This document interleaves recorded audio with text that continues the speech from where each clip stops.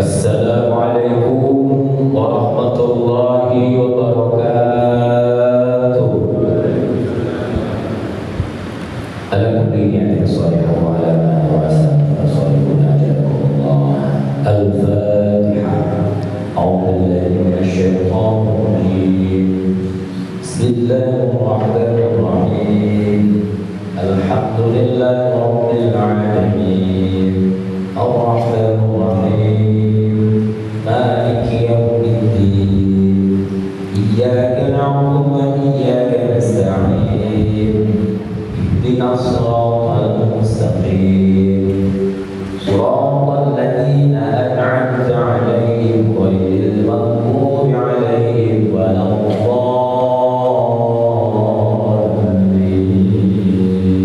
Amin. Alhamdulillahilladzi arsala rasulahu bil huda wa dinil haqq liyudhhirahu 'ala ad-dini kullihi wa kafaa billahi shahida.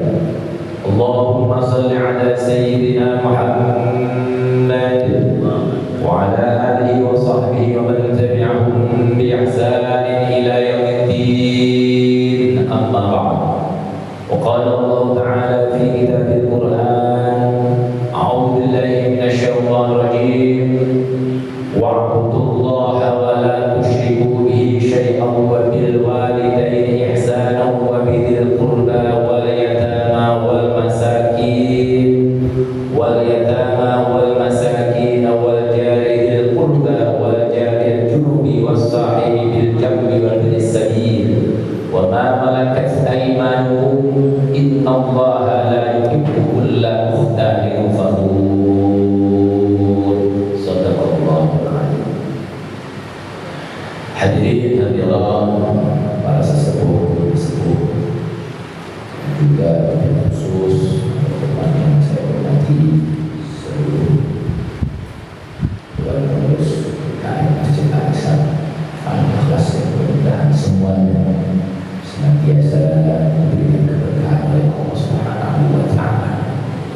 Puji syukur senantiasa kita panjatkan kepada Allah Subhanahu wa Ta'ala segala nikmat, rahmat, taufik, hidayah yang kita rasakan bersama-sama, dan tentunya Allah telah memberikan kepada kita putus-putusnya nikmat itu. Oleh karena itu kita juga senantiasa bersyukur kepada Allah Subhanahu wa Ta'ala dengan sama-sama mengucapkan alhamdulillahirabbil alamin. Juga kita bersalawat juga kita Nabi Muhammad SAW yang mengucapkan Allahumma salli ala sayyidina Muhammad wa ala ali sayyidina Muhammad. Dan juga kita bersalam kepada beliau yang mengucapkan assalamualaikum ya Rasulullah. Hadirin hadirat yang dirahmati Allah Subhanahu wa Ta'ala, dalam kesempatan bahagia ini kita ingin sedikit bahas, yaitu dua hubungan manusia. Kita ambil dari ayat yaitu surat An-Nisa ayat yang ke-36. Kalau kita kasih tema yaitu dua hubungan manusia atau berbuat baik kepada Allah dan berbuat baik kepada manusia. Tentunya ini adalah salah satu keharusan setiap muslim. Dia harus senantiasa berbuat baik kepada Allah dan berbuat baik kepada sesama manusia. Maka hukumnya adalah wajib keharusan dari kita muslim iman kepada Allah Subhanahu wa Ta'ala, maka kita harus senantiasa menjaga dua hubungan ini. Sehingga apabila kita bisa menjaga dua hubungan ini, kita akan menjadi orang yang disukai oleh Allah, dicintai oleh Allah.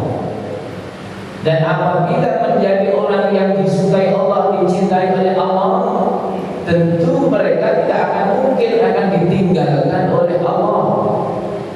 Bahkan akan senantiasa diperhatikan oleh Allah Subhanahu wa Ta'ala. Persis seperti seorang anak dengan ibunya. Apabila anak itu Jadi anak yang senantiasa berbakti kepada kedua orang tuanya, tentunya ibunya pun akan merasa senang, ridha kepadanya, akan senantiasa mencintainya, akan senantiasa memperhatikannya. Semuanya mulai dari mungkin jasmaniahnya, rohaniahnya akan diperhatikan. Oleh karena itu kita berusaha yaitu menjadi hamba-hamba Allah yang kita dicintai oleh Allah Subhanahu wa Ta'ala. Kalau kita sudah dicintai oleh Allah Subhanahu wa Ta'ala, tentunya di dalam hidup ini kita akan senantiasa dipilihkan oleh Allah Subhanahu wa Ta'ala. Kita akan senantiasa berada di jalannya. Karena kadang-kadang kita itu memilih sendiri, sukanya keliru kita itu memilih dan hidup kita itu. Maka sore kita beristikharah, sholat beristikharah. Kenapa? Agar kita senantiasa di dalam hidup ini juga dipilihkan oleh Allah Subhanahu wa Ta'ala. Yang kita inginkan juga sesuai dengan yang diinginkan alias yang dikehendaki oleh Allah Subhanahu wa Ta'ala. Maka ayat ini yang kita baca di surat An-Nisa ayat yang 36, yaitu kaitannya agar kita menjadi umat yang baik, menjadi hamba-hamba Allah Subhanahu wa Ta'ala yang dicintai. Dan walaupun juga ada ayat yang lain agar kita menjadi umat yang baik. Kalau kita baca ayat yang lain, contohnya surah Ali Imran ayat 110, Allah juga firmankan di situ, kuntum khaira ummatin ukhrijat lin-nasi ta'muruna bil ma'rufi wa tanhauna 'anil munkari wa tu'minuna billah. Ini disebutkan oleh Allah, kuntum khaira ummatin, kalian semua itu sebaik-baik umat, umat yang terbaik gitu. Kuntum khairu ummatin ukhrijat linnas. Nah, kita ini dikeluarkan untuk manusia, dilahirkan oleh Allah Subhanahu wa Ta'ala untuk manusia. Untuk apa? Ta'muruna bil ma'ruf wa tanhauna 'anil munkar. Itulah orang yang terbaik. Ngajak yang ma'ruf, mencegah yang munkar. Dan senantiasa wa tu'minuna billah, beriman kepada Allah Subhanahu wa Ta'ala. Ini juga ayat agar kita menjadi hamba-hamba Allah Subhanahu wa Ta'ala yang baik. Namun kalau di dalam surah An-Nisa ayat 36 tadi, Allah sebutkan, Allah atur secara rinci bagaimana cara kita berbuat baik dengan rapi. Dimulai dulu kita harus berbuat baik. Allah atur secara rapi. Sehingga ayat yang disebutkan wa'budullaha wa la tusyriku bihi syai'an wa bil walidaini ihsana. Lanjutkan wa bidil qurba wal yatama wal masakin. Langsung disebutkan oleh Allah menjalin hubungan baik kita dimulai dengan apa? Dengan Allah Subhanahu wa Ta'ala. Maka ayat ini adalah berkaitan dengan membangun keluarga, membangun masyarakat agar keluarga kita menjadi baik, agar kita menjadi masyarakat yang baik, alias mendapatkan ridho dari Allah Subhanahu wa Ta'ala. Jangan sampai kita ini diberikan kelebihan oleh Allah Subhanahu wa Ta'ala, kita tidak pakai untuk kebaikan, justru dipakai untuk keburukan. Maka ayat ini sebelumnya berarti kita sebagai seorang suami yang diberikan kelebihan oleh Allah Subhanahu wa Ta'ala, jangan kelebihan yang diberikan oleh Allah ini kita gunakan apa? Untuk merendahkan istri, tidak boleh. Untuk menghinakan istri, tidak boleh. Menyakiti istri, tidak boleh. Maka kelebihan yang diberikan oleh Allah harus kita gunakan untuk kebaikan. Jangan sampai kita gunakan untuk keburukan. Jangan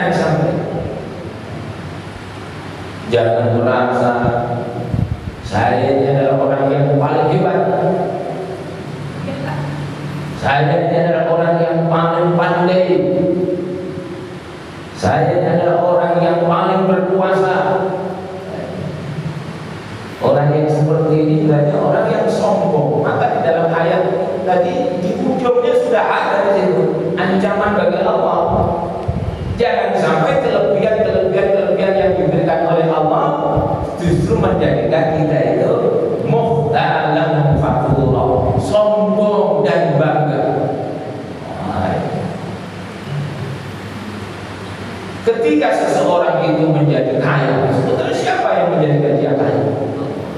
Ketika dia menjadi penguasa, siapa yang menjadikan dia penguasa? Maka ketika dia itu kebaikan-kebaikan yang diberikan oleh Allah justru dibaca untuk keburukan, maka dia menjadi orang yang tentunya dibenci oleh Allah Subhanahu wa Ta'ala. Ketika ayat pertama tadi disebutkan wa'budullaha wa la tusyriku bihi syai'an. Wa'budullah, kalau ada huruf wa'u berarti ayat ini apa? Juga berkait dengan ayat-ayat sebelumnya. Wa'budullah, dan sembahlah Allah, atau dan beribadahlah kepada Allah. Itulah artinya menyembah Allah sama dengan beribadah kepada Allah. Di dalam beribadah berarti apa? Ada ketundukan, ada kepatuhan. Orang yang tunduk, orang yang patuh kepada Allah disebut ibadah. Sehingga di dalam beribadah di situ ada perintah, di situ ada larangan. Itu namanya beribadah. Orang yang tunduk kepada Allah Subhanahu wa Ta'ala dan tunduk atas perintahnya dan juga menjauhi larangan. Maka di dalam agama kita itu ada perintah, ada larangan. Perintah kita buat, larangan kita jauhi.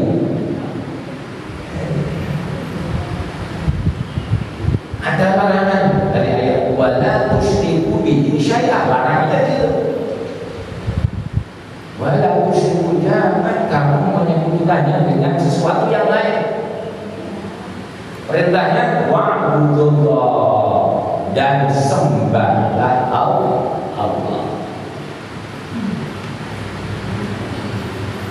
Contoh menyembah Allah, wa aqimus shalah, dan dirikanlah salat. Kita melaksanakan ibadah salat, mendirikan salat berarti apa? Bentuk kita itu tunduk kepada Allah Subhanahu wa Ta'ala. Ada perintah salat, ada perintah puasa, ada perintah zakat, ada perintah untuk menahan diri dan diri sabar. Semuanya memang tunduk kepada Allah Subhanahu wa Ta'ala. Di dalam agama isinya ada perintah, ada juga larangan. Ada larangan dari Allah Subhanahu wa Ta'ala. Perintah juga demikian. Kalau kita lihat buku fikih, perintah itu, perintah itu ada yang wajib, ada yang sunnah, begitu. Nanti kalau larangan dari itu ada yang halal, ada yang makruh. Ada juga ini diperintah tidak, dilarang juga tidak. Apa namanya? Mubah. Sehingga ketika seseorang menjalankan hukum-hukum Allah Subhanahu wa Ta'ala, berarti dia telah tunduk kepada Allah Subhanahu wa Ta'ala. Berarti dia telah beribadah kepada Allah Subhanahu wa Ta'ala. Dan itulah tujuan hidup kita. Wa ma khalaqtul jinna wal insa illa liya'budun. Surat Al-Dariyat ayat ke-50. Dan tidaklah menciptakan diri dan manusia kecuali apa? Untuk beribadah kepada Allah Subhanahu wa Ta'ala. Perintah kerjakan. Perintah bagi dua tadi, ada yang wajib, ada yang sunnah. Ada yang sunnah. Yang wajib harus sholat 5 waktu wajib. As-shalawatul khamsah. Sholat 5 waktu harus kita jaga. Sholat 5 waktu wajib. Namun jangan sampai kita hanya yang wajib.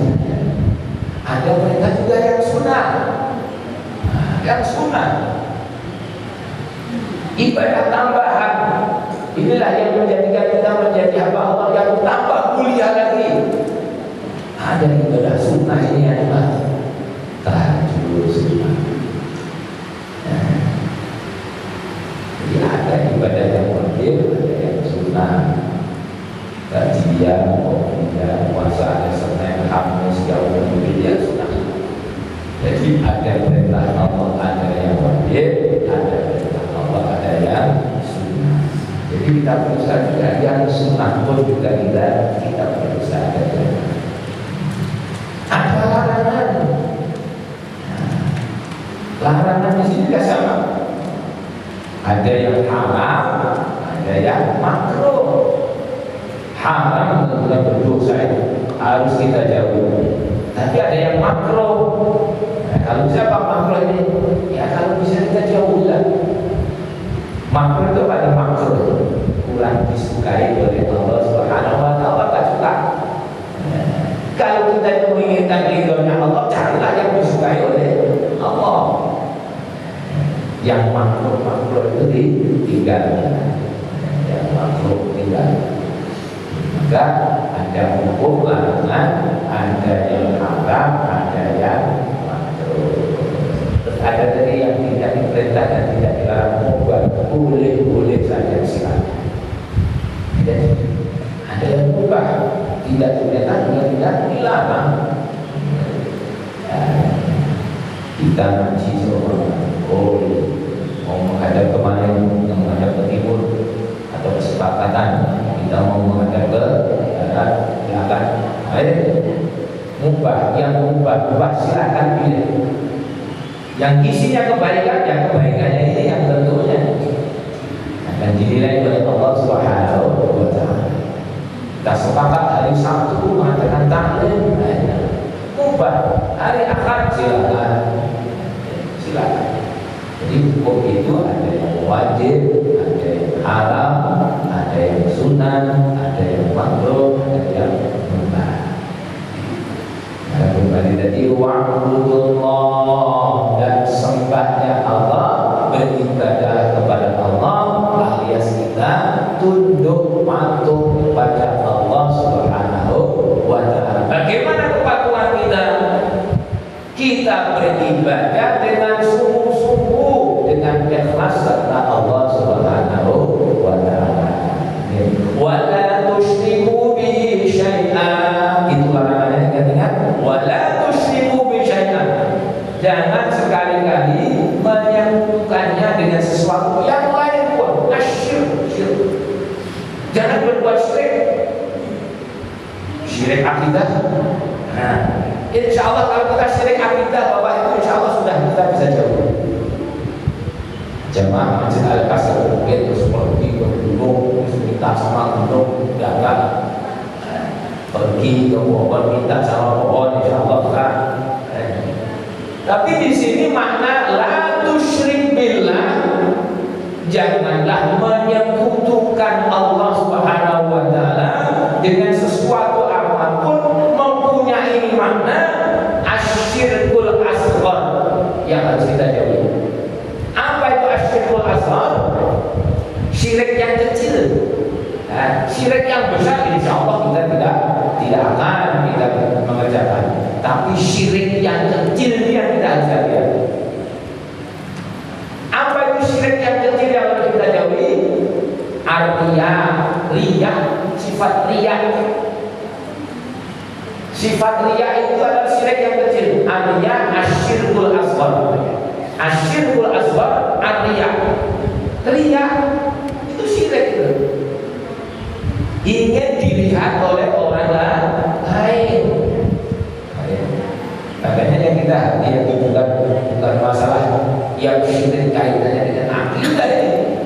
Insya Allah kita sudah bisa menjauhi. Tapi yang asyirkul asghar, syirik yang kecil ini kadang-kadang kita susah untuk menjauhi. Sampai ada hadis diriwayatkan oleh Imam Ahmad disebutkan, inna ahwafa ma akhafu alaikum asyirkul asghar. Qalu wa ma asyirkul asghar ya Rasulullah? Qala asyirkul asghar Artinya Rasulullah menyebut yang sesungguhnya yang aku khawatirkan kepada kalian adalah syirik kecil. Lalu para sahabat bertanya kepada Rasulullah, "Wa ma asyraful asghar ya Rasulullah?" Ya Rasulullah, apa yang disebutkan syirik kecil itu? Syirik kecil adalah arti yang ringan. Sholatnya datang ke masjid soft yang pertama, tapi ingin dilihat oleh orang lain. Tapi jangan sampai kan gara-gara saya mau soft terus ini tidak, aku mau softnya belakang aja. Nanti saya takut ya nggak seperti itu. Yang tahu lihat dan enggaknya hanya diri kita dengan Allah.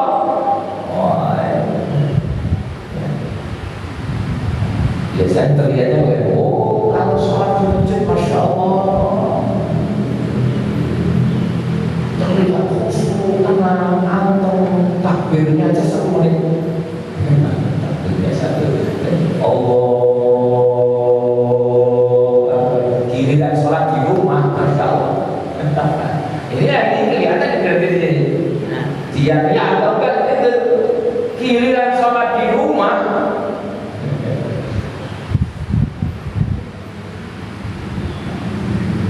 Rumahnya cepat, sholat di masjidnya kelihatan khusyuk.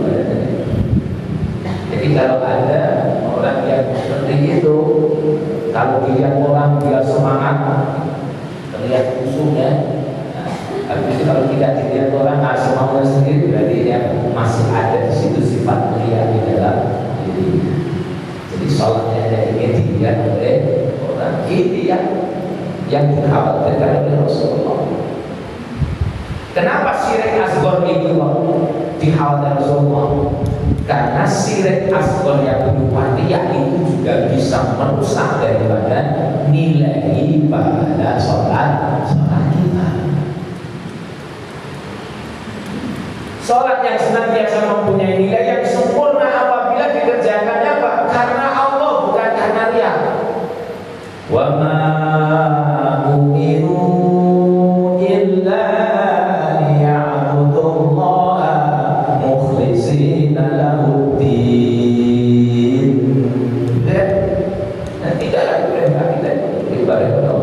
kecuali ikhlas karena Allah, bukan karena riya, bukan karena ini dilihat orang. Mau dilihat orang atau enggak dilihat orang kok sama, itulah orang yang benar-benar ikhlas karena Allah Subhanahu wa Ta'ala. Sama dilihat orang. Jadi karena apa? Memang kita enggak butuh dilihat oleh orang, tidak butuh dilihat oleh orang. Yang kita butuhkan adalah Allah Subhanahu wa Ta'ala. Jadi kalau kita itu beribadah, kok ibadahnya ikhlas karena Allah, kita nggak pedulikan itu orang itu. Dipuji juga nggak bangga, dicaci juga tidak sakit hati, tidak sedih. Mau yang dilakukan karena Allah. Orang yang ikhlas. Maka wala tusyriku bi syai'an mempunyai makna yaitu termasuk kita harus menjauhi syirik yang kecil berupa riya. Dan ternyata setiap ibadah itu ada di situ. Ada kadang-kadang tercampur dengan sifat riya.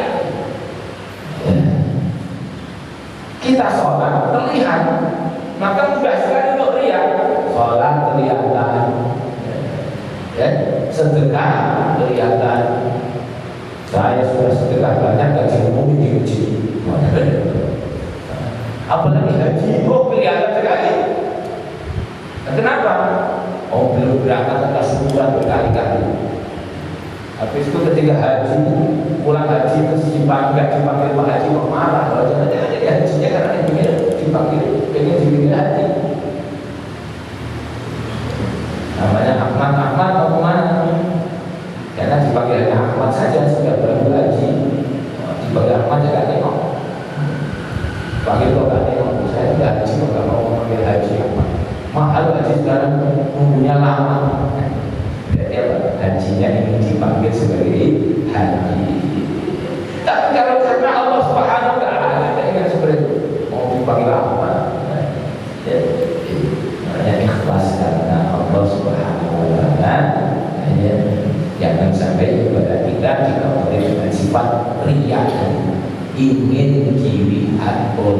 berulang lagi.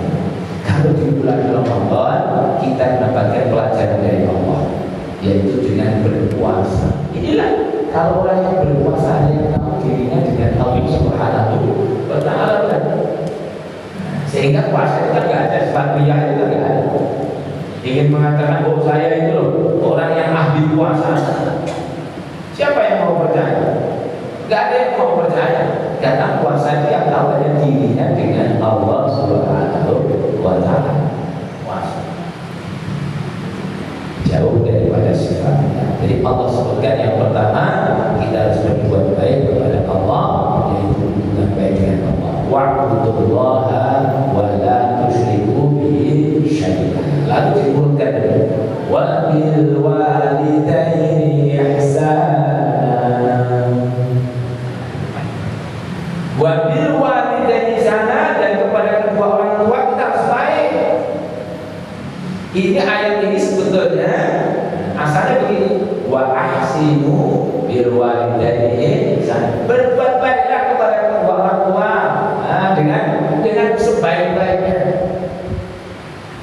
Bila disebutkan wa bil walidaini ihsana, berbuat baik kepada kedua orang tua. Satu kepada Allah, yang kedua kepada kedua orang tua. Dan ini senantiasa di dalam Al-Quran, senantiasa disandingkan oleh Allah Subhanahu wa Ta'ala. Kita bisa seperti ini karena Allah Subhanahu wa Ta'ala, karena kita diberikan hidup oleh Allah. Dan kita bisa seperti ini karena juga atas jasa-jasa orang tua kita.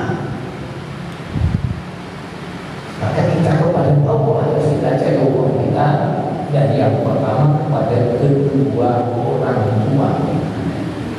Jangan sampai menyakiti hati orang tua kita. Jangan sampai membuat orang tua kita sedih. Jangan sampai membuat orang kita menangis. Wa qadara rabbuka alla ta'budu illa iyyahu wa bil walidayni ihsana imma yablughanna indaka kibara ahaduhuma aw kilahuma fala taqul lahumā uff. Sampai di dalam Al-Quran juga diajari oleh Allah Subhanahu wa Ta'ala, ngomong saja tidak boleh. Berarti apa? Sedikit pun kita tidak boleh menyakiti hati orang tua kita. Untuk orang tua kita pasti. Walaupun jangan sampai kalian membentaknya. Wa qul lahumā qawlan karīman. Berkata kepada orang tua dengan perkataan yang mulia, bukan yang benar. Kenapa? Bisa jadi kalau orang tua kita sudah sepuh, sudah tua, pasti banyak salahnya daripada benar. Maka disuruhnya kita senantiasa berkata dengan perkataan yang mulia, jangan sampai menyakiti hati. Perkataan termasuk juga perbuatan itu kepada kedua orang tua kita. Ketika masih hidup, kita harus biasa menghormati orang tua. Dan demikian pula ketika sudah wafat pun juga demikian. Jangan kita baiknya ketika masih hidup saja. Kita yang diberikan oleh Allah Subhanahu wa Ta'ala itu seperti ini karena jasa orang tua kita. Ketika orang tua kita sudah wafat pun kita tetap ada perintah untuk berbuat baik kepada kedua orang tua kita. Bagaimana caranya berbuat baik kepada kedua orang tua kita sudah meninggal? Ada seorang laki-laki yang datang kepada Rasulullah SAW. Dalam hadis seperti Imam Al-Bukhari disebutkan, hadza baqiya min birrin abawa syai'un ba'da mautiha. Ya Rasulullah, adakah sesuatu bagiku untuk berbuat baik kepada kedua orang tuaku ketika beliau sudah wafat? Kata Rasulullah, qala nikmah bisolid arba. Ada 4 hal yang engkau bisa kerjakan untuk orang tua, untuk membalas budi orang tua kita. Bisa jadi ibu bapak kita dulu ketika orang tua kita masih ada, mungkin kita belum bisa diberikan oleh Allah Subhanahu wa Ta'ala kemampuan semua. Ketika orang tua sudah wafat, kita diberikan oleh Allah rizkinya luas semua. Bisa jadi timbul di sini ingin membalas jasa orang tua kita. sedekah untuk orang tua bisa, orang yang berhaji untuk orang tua kita bisa, untuk orang tua kita bisa. Dulu sempat saya mau balas jasa orang tua kita, ternyata setelah wafatnya baru kita sepertinya punya kesempatan. Maka kita berbuat baik kepada orang tua tidak hanya ketika orang tua kita masih hidup, malah kadang-kadang orang tua kita ketika masih hidup kita kadang-kadang dinasihati orang tua juga kita nggak mau maju, tapi setelah orang tua kita tiada baru ternyata benar yang nasihat yang ada di juga saya. Maka kata Rasulullah ada 4 hal yang kita bisa kerjakan untuk orang tua kita yang sudah wafat. Apa itu yang pertama?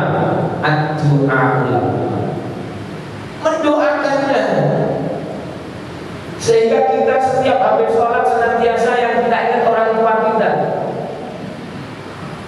Allahumma firli wa li masih sehat doa itu juga kita baca. Ketika orang tua kita sudah tiada, doa itu juga kita baca. Ad-du'a ulama. Dan mungkin Bapak Ibu juga merasakan dan banyak contoh-contoh siapapun yang senantiasa berbuat baik kepada kedua orang tua ini tidak akan berusaha Allah. Maka berbuat baik kepada Allah sama dengan berbuat baik kepada kedua orang tua ini. Dua-duanya akan menjadi besar. Doakan terus ad-du'a lahum. Yang kedua, wa istighfar lahum. Mohonkan ampun ya Allah, ampunilah kedua orang tua kami ya Allah. Mohon diampuni oleh Allah Subhanahu wa taala. Yang kedua, wa infaqu ahdihima. Apabila orang tuanya punya janji, maka janji tadi tepatilah. Orang tuanya sudah wafat, punya janji tadi. Oh, dia punya harta kekayaan yang banyak, pengen dia bangun musola. Sebelum bangun musola, sebelum apa? Dananya sudah ada. Ternyata keburu wafat. Nah ini janjinya orang tua seperti ini harus diteruskan oleh ahli warisnya. Wa infaqu ahdihima. Janji apa yang lain? Yang keempat, wa ikram shadiqiha, memuliakan teman-temannya. Ketika orang tua kita wafat, bagus sekali kita sambung lagi kawannya orang tua kita itu.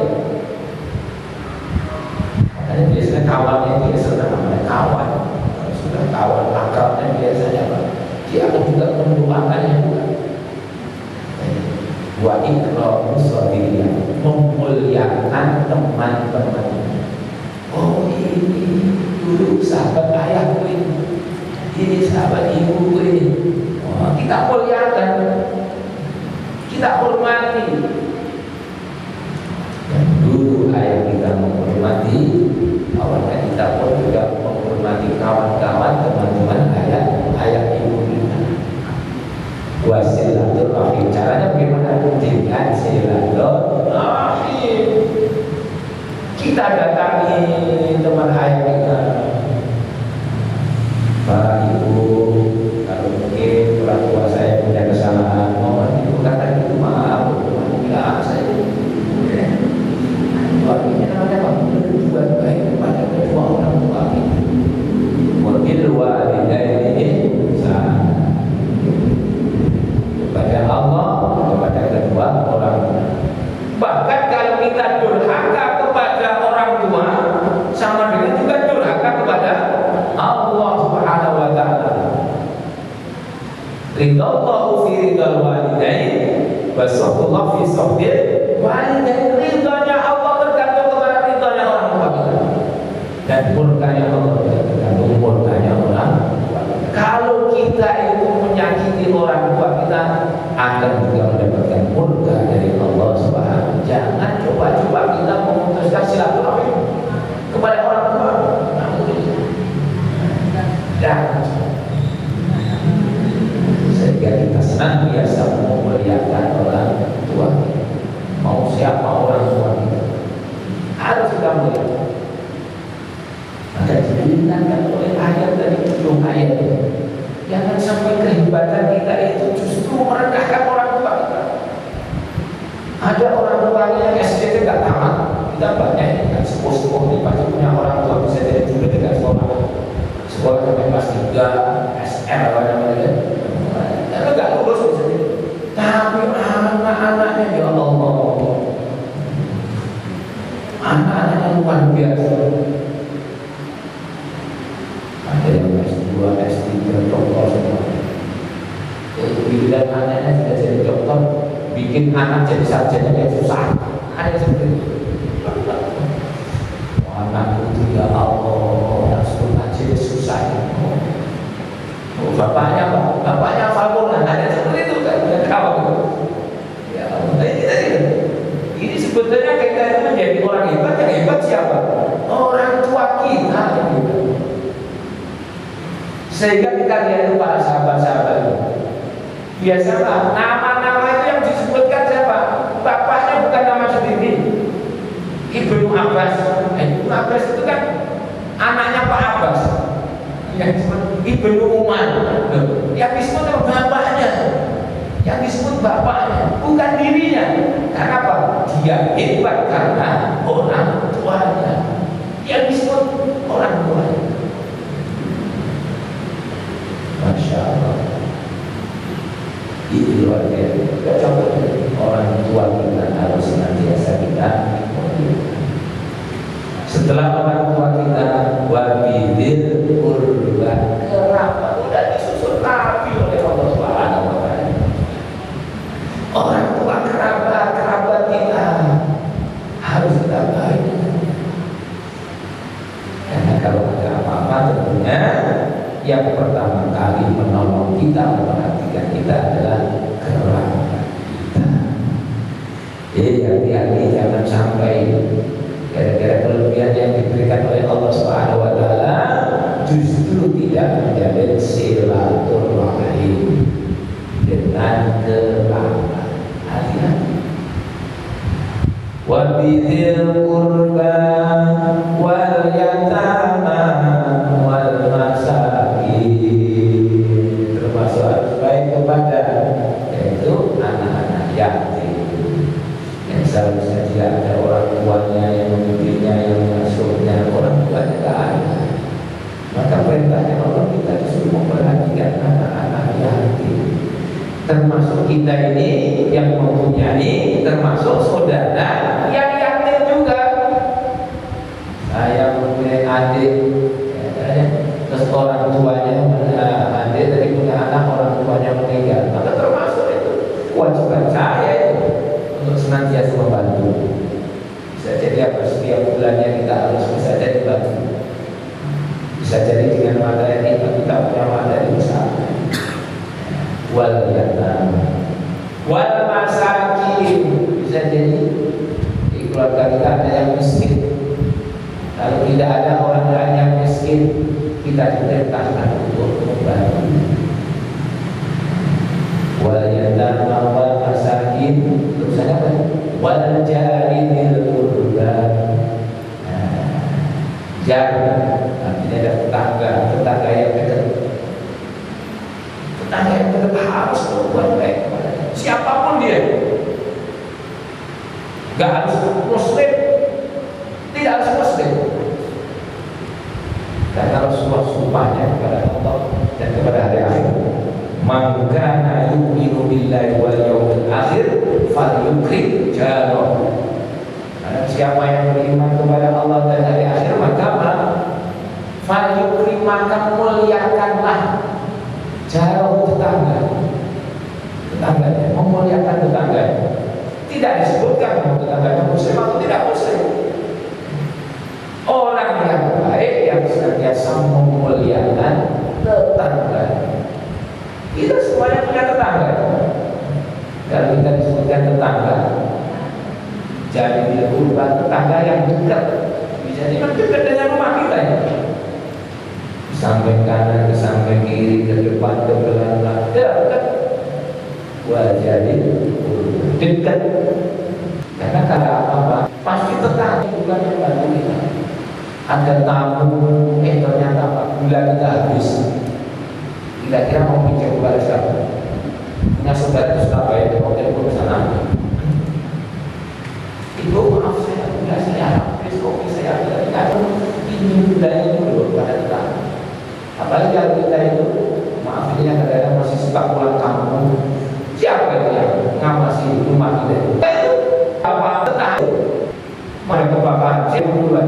Pasti tetangga. Kalau kita baik sama tetangga, tapi kalau kita nggak baik sama tetangga, biarin aja. Jadi kamu sekalian pasti sudah. Maka ada perintah kita harus baik sesama tetangga. Wajah bil kurba, tetangga yang dekat. Wajah dulu ada tetangga yang jauh. Jauh misalnya ini memang jauh dengan rumah kita, atau yang dekat juga mempunyai makna. Tetangga yang dekat itu adalah tetangga yang sesama mukmin, sama muslim, sama-sama muslimnya, saya mukminnya. Ya Allah, biasa kemaju dapat bareng. Wajah juga, wajah itu ada yang tetangga yang jauh, yang tidak seiman, bisa juga. Tetangga yang dekat, tetangga yang jauh harus kita baik. Wajahil wajahil wasahibi bil jambi. As-sahib jambi, jambi bukan bukan jambi. Jambi maksudnya sahabat karib, sahabat dekat, teman sejawat, teman kita. Oh ini teman saya itu main catur, teman mancing saya, teman sepak bola saya. Kita harus senantiasa berbuat baik kepada. Wassalamualaikum warahmatullahi wa malakat aymanukum. Termasuk apabila mempunyai budak zaman dulu ada budak, kita harus baik bersama. Kalau sekarang maaf mungkin kita punya di rumah kita ada yang bantuin kita. Tetap harus kita juga hormati, karena tanpa ada yang membantu kita kalau pakai rumah. Ibu bapak punya rumah tingkat 3 tingkat. Kalau kita sudah sepuh, memang bisa kita membersihkan yang ketiga. Waktu muda aja, mimpinya pengen punya rumah tingkat. Ketika sudah punya rumah tingkat, dia sepuh kalah. Hidupnya cuma apa? Di kamar, kamar mandi, kamar mandi, kamar mandi di dalam kamar itu enggak. Cuma di situ doang itu. Maka itu alhamdulillah kalau kita itu dibantu oleh orang lain. Ya. Ada pembantu maka diperintahkan untuk menghormati.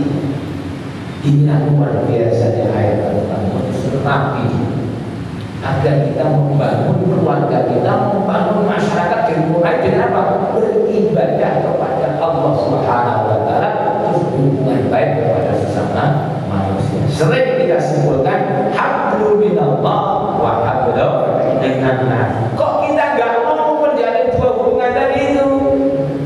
Ada ayat Al-Quran surat Al-Imran, "Duribat alaihim zillatu aina masukifu illa bihablin minallah wa hablin minan nas." Kalian akan ditimpa kehinaan dimanapun kalian berada, kecuali orang yang senantiasa menjalin hubungan baik kepada Allah dan kepada sesama manusia. Maka ujung ayat di situ Allah sudah berikan ancaman kepada kita.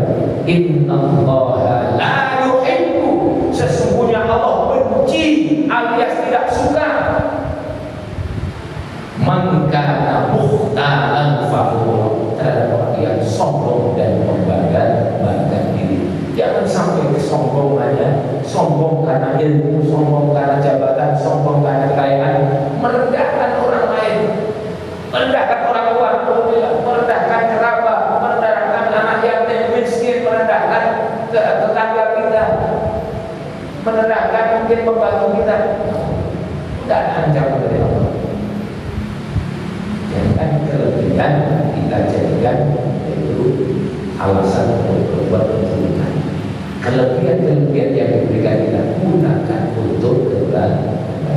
Atau mudah-mudahan kita senantiasa bisa menjaga hubungan kita ini, hubungan kita dengan Allah Subhanahu wa Ta'ala dan kepada sesama